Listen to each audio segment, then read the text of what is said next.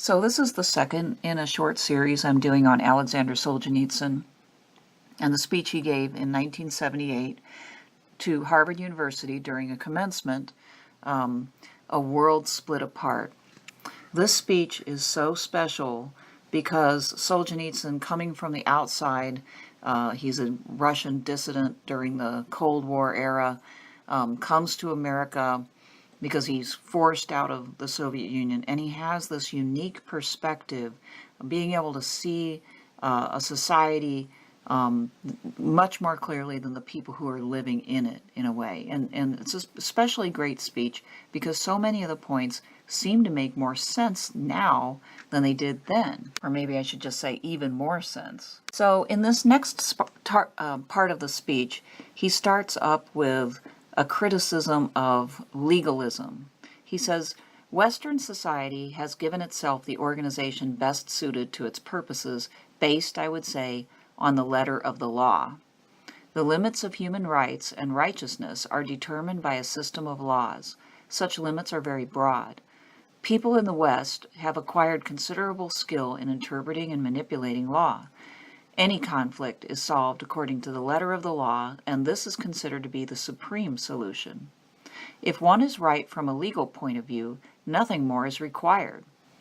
Nobody will mention that one could still not be entirely right and urge self-restraint, a willingness to renounce such legal rights, sacrifice, and selfless risk. It would sound simply absurd. One almost never sees voluntary self-restraint. Everybody operates at the extreme limit of those legal frames. That is just a marvelous description of legalism when you look at basically the only tool in the toolbox that you use, or maybe even have, is the law. And so what he's saying there is that blindfold, in a way, of the law reduces our true judgment as human beings. When we make it all about the law, we don't have to think about what is just, even, really. We can basically say justice is whatever the law says it is, and obviously Solzhenitsyn doesn't agree with that. We don't have to think about kindness. We don't have to think about charity. We don't have to think about self-giving and generosity. So people think that having a great attunement to the law and settling things legally is a great virtue, and it is a step forward in civilization, but legalism is when all things, all disputes, all issues get resolved in this way. And of course, another problem that comes up is excessive legislation, right? As you try to figure out, well, how we need to have a law for every possible instance, which even Plato knew long ago you could never do, or if you tried, you would have a pretty oppressive situation. So he goes on, he says, I have spent all my life under a communist regime, and I will tell you that a society without an objective legal scale is a terrible one indeed.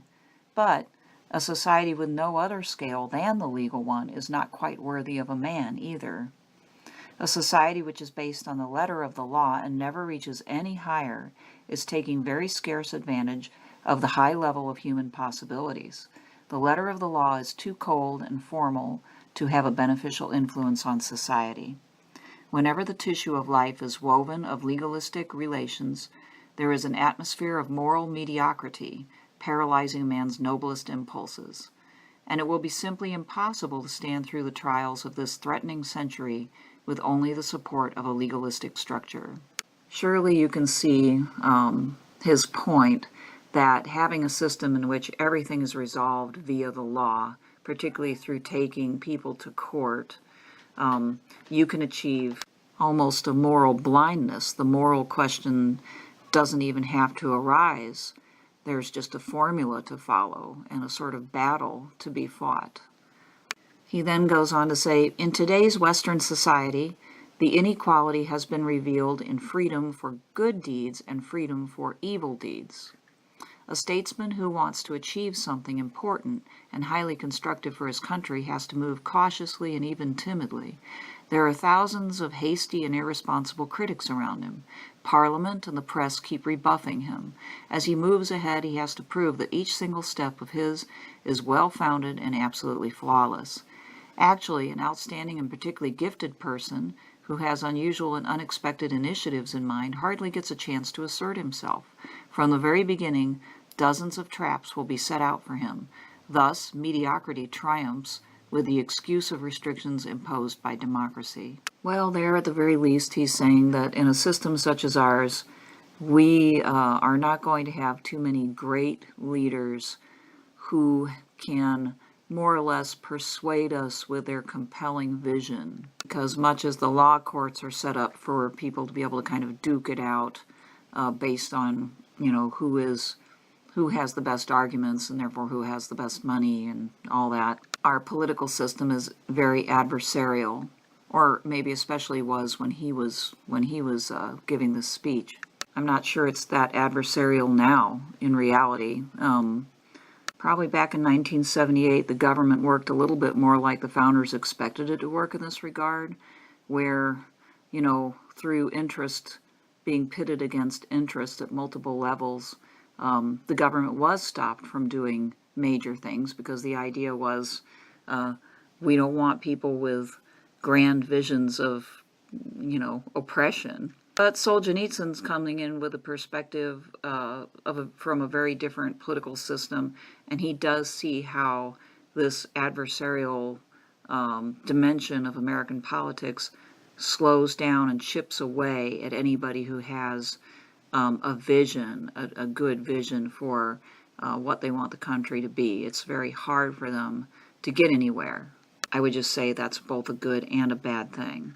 Then he says, it is feasible and easy everywhere to undermine administrative power, and in fact it has been drastically weakened in all Western countries. The defense of individual rights has reached such extremes as to make society as a whole defenseless against certain individuals. It's time in the West, it is time in the West to defend not so much human rights as human obligations. Well, no doubt he may have in mind here the hippies, the war protesters, people back in the 70s where I could be seen as kind of getting out of hand here. And there was a sort of selfishness to all this. There was actually quite a bit of narcissism in this sort of bacchanalia of the 70s, really the late 60s to early to mid 70s in particular. And he's seeing this trend towards not looking at obligations, but looking only at individual rights, my freedom to be my way, myself, and disregarding society. So I would say that part of what's going on here is that even though Solzhenitsyn thinks that communism turned out to be a pretty terrible thing, pretty oppressive, that the ideal within communism is not necessarily terrible. And he's juxtaposing that ideal of, social solidarity and obligation, and contrasting that with the negative elements in the American culture, where this idea of individual human rights is sort of almost like more or less conflated with individual self-interest and runs counter to a basic sense of communal obligation and responsibility. So I think that's what he's seeing. He says, destructive and irresponsible freedom has been granted boundless space. Society appears to have little defense against the abyss of human decadence, such as, for example, misuse of liberty for moral violence against young people, such as motion pictures full of pornography, crime, and horror. It is considered to be a part of freedom and theoretically counterbalanced by the young people's right not to look or not to accept. Life organized legalistically has thus shown its inability to defend itself against the corrosion of evil. Right, so you see he brings these two things together. If we're legalistic, we don't have the moral fiber, we don't have the spirit to be able to look at some of the decadence that's creeping into Western society at this point. He mentions the pornography, crime, and horror in movies as an example. There's no way to stop that, and we fall back on the, every man for himself notion that these young people, I don't know how young he's thinking, but these young people, they will have to decide for themselves, and he's basically saying that's not good enough. We're not being responsible, not shaping these young people more than we do. Again, though he disliked Soviet totalitarianism, he apparently did not disengage from the ideal kernel within communism. Because this criticism that he's leveling here is about there's too much self-interest. There's too much it's about me and not enough about the rest of humanity. He says, and what shall we say about criminality as such? Legal frames, especially in the United States, are broad enough to encourage not only individual freedom, but also certain individual crimes. The culprit can go unpunished or obtain undeserved leniency with the support of thousands of public defenders. When a government starts an earnest fight against terrorism, public opinion immediately accuses it of violating the terrorist's civil rights. There are many such cases. Well, we certainly still hear that criticism today, that the American legal system bends over backwards to defend criminals and terrorists, etc. It reminds me, this point, of Plato's point about democracy in the Republic, when he basically says, the people in it are incredibly free. They're free to do both good and evil, and they do some of the craziest things. They turn barnyard animals into household pets and things like that. They defend, the terrorist against law-abiding citizens, and so on and so forth. So, there's, he's basically saying in this system there's too much freedom. It's not being used responsibly. People would have to limit themselves and show responsibility before they could handle that kind of freedom, and in his mind they weren't. So he continues on freedom by saying, such a tilt of freedom in the direction of evil has come about gradually, but it was evidently born primarily out of a humanistic and benevolent concept according to which there is no evil inherent to human nature. The world belongs to mankind, and all the defects of life are caused by wrong social systems which must be corrected. Strangely enough, though the best social conditions have been achieved in the West, there still is criminality, and there even is considerably more of it than in the pauper and lawless Soviet society. Well, he's really hammering away at this moral point, From the correct moral perspective, according to Solzhenitsyn, we understand that human nature is more or less fundamentally and irreversibly flawed. It's the Augustinian perspective. Human beings are basically sinful by nature, so to speak, and they need structure, they need constant, more or less teaching and, reinforcement to bring out their better angels rather than their evil side. And of course, in the West, there's only the law that people can fight about, but there's not these moral standards. And he comes on real strong at the end of that paragraph when he contrasts the West with the so-called pauper and lawless society, Soviet society. They're a lot less rich, he's saying, and maybe there's not this lots of laws that people wrangle over because it was a top-down, the Soviet says situation, but they have fewer crimes.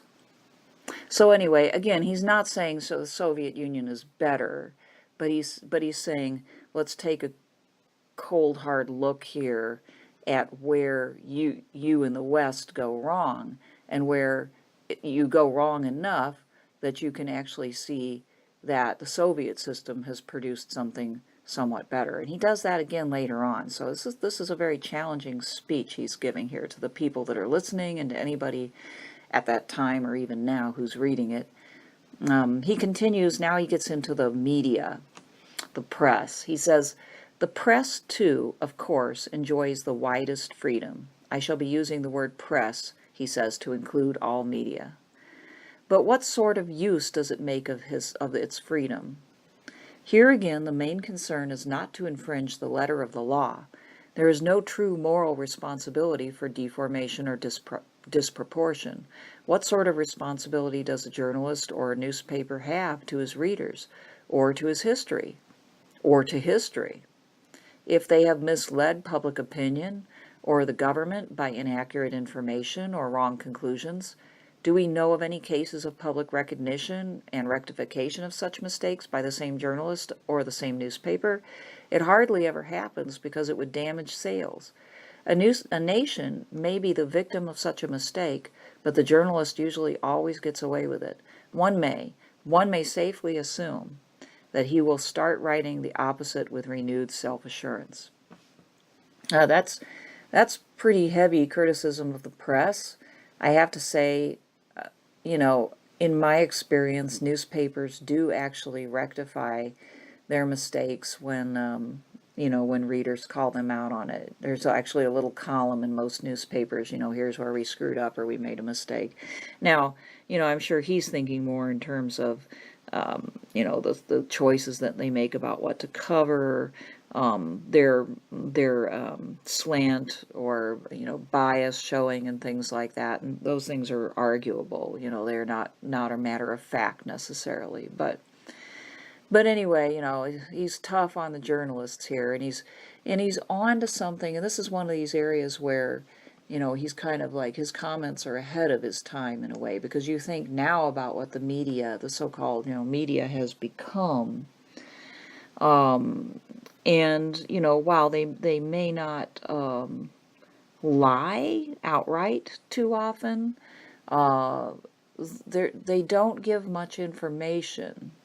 And American news media has become a sort of entertainment or a constant spectacle, 24 hours a day, 7 days a week, that you could watch all the time. Let's say if we're talking about the, like the various network, the various cable news networks as well as network news, you could watch it all day long and really not learn a whole lot, but you'd get all worked up, right? I don't think there's as many reporters as there used to be. So back in the 70s, there still were, like fairly serious reporters out there, especially on newspapers, and there are still some in newspapers, but they went out and they found the facts and they did their research, and I don't feel like a lot of that goes on now. What they do is they call in experts that have done that work for them, and they call in experts from the different sides who then shout at each other. But I don't want to go on too long about that. So anyway, he says, because instant and credible information has to be given, it becomes necessary to resort to guesswork, rumors, and suppositions to fill in the voids, and none of them will ever be rectified. They will stay in the reader's memories. How many hasty, immature, superficial, and misleading judgments are expressed every day, confusing readers without any verification. The press can both simulate public opinion and miseducate it. Thus, we may see terrorists described as heroes, or secret matters pertaining to one's nation's defense publicly revealed, or we may witness shameless intrusions on the privacy of well-known people under the slogan, "Everyone is entitled to know everything." But this is a false slogan, characteristic of a false era. People also have the right not to know, and it's a much more valuable one. The right not to have their divine souls stuffed with gossip, nonsense, and vain talk. A person who works and leads a meaningful life does not need this excessive, burdening flow of information. Holy cow, that describes what the news is like now. But I think back then, if I think about, how news media has changed over time, I really think that he's criticizing, he was criticizing, of course, what was going on then, not what was happening now. And I think he's pretty darn hard on the press. They'd uncovered the Watergate scandal. That happened not long before Solzhenitsyn got to America. He covered the Vietnam War very critically, So, Solzhenitsyn has a reputation for being just a stalwart defender of, American freedom and independence and all things sort of liberal. But this speech shows he is not a liberal. I mean, I find myself disagreeing with the level of his critique here. The press really ought to, in my mind, have the ability to criticize leadership of any kind, any way they want. Again, there's a part of him that, he wants a much more communal society. And, so people need to be protected in a way from all this information. Their divine souls shouldn't be stuffed with gossip, nonsense, and vain talk. I agree with that. I just, I'm hesitant. I'm always going to be hesitant to agree with any sort of solution to that doesn't come from the people listening to it, because it empowers government too much. But that's just me. He says, hastiness and superficiality are the psychic disease of the 20th century, and more than anywhere else, this disease is reflected in the press. Such as it is, however, the press has become the greatest power within the Western countries, more powerful than the legislative power, the executive, and the judiciary. And one would then like to ask, by what law has it been elected, and to whom is it responsible? In the communist East, a journalist is frankly appointed as a state official. But who has granted Western journalists their power? For how long a time, and with what prerogatives? All right, well, that paragraph brings out even more some of the comments that I made above. Okay, last thought. He gets into criticizing a sort of fashion-hounding conformism in our culture. He says there is yet another surprise from someone coming from the East, where the press is rigorously unified. One gradually discovers a common trend of preferences within the Western press as a whole. It is a fashion. There are generally accepted patterns of judgment. There may be common corporate interests, the sum effect being not competition but unification. Enormous freedom exists for the press, but not for the readership, because newspapers mostly develop stress and emphasis to those opinions which do not too openly contradict their own and the general trend. So he's noticing the sort of lockstep nature of the Western press, right? At that time, there weren't a lot of different points of view being expressed, is what he's saying. And they tended to kind of imitate each other. He says, without any censorship in the West, fashionable trends of thought and ideas are carefully separated from those which are not fashionable. Nothing is forbidden, but what is not fashionable will hardly ever find its way into periodicals or books or be heard in colleges. Legally, your researchers are free, but they are conditioned by the fashion of the day. There is no open violence such as in the East. However, a selection dictated by fashion and the need to match mass standards frequently prevent independent-minded people from giving their contribution to public life. There is a dangerous tendency to flock together and shut off successful development. I have received letters in America from highly intelligent persons, maybe a teacher in a faraway small college who could do much for the renewal and salvation of his country, but his country can't hear him because the media are not interested in him. This gives birth to strong mass prejudices, to blindness, which is most dangerous in our dynamic era. There is, for instance, a self-deluding interpretation of the contemporary world situation. It works as a sort of petrified armor around the people's minds. Human voices from 17 countries of Eastern Europe and Eastern Asia can't pierce it.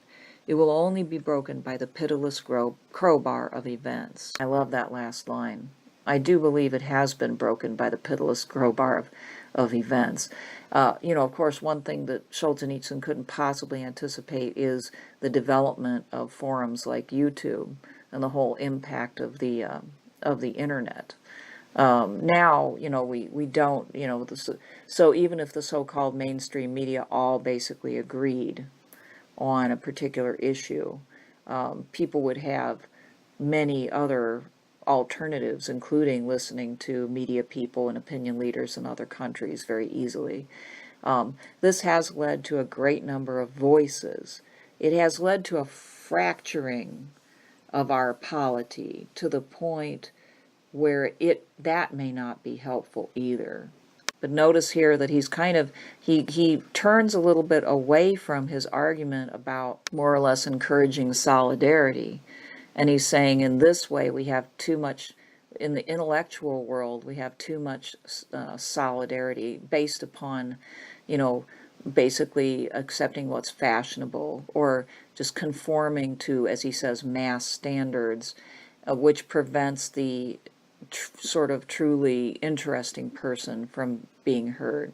And I would say, even though I just made this point about YouTube, that, there's still a lot of truth there, because, most people actually still don't get most of their information from a source like this. They still do watch cable news, right? Again, just circling back around, when you give people this much freedom and they don't know what to do with it, they look for some guide. And if it's not the law, then now he's saying it's also trends, what's considered to be the mass standard. And that's become more and more manipulable by commercial interests, actually. But anyway, I think this is a good place for us to end. I will continue with this next week. All right, bye.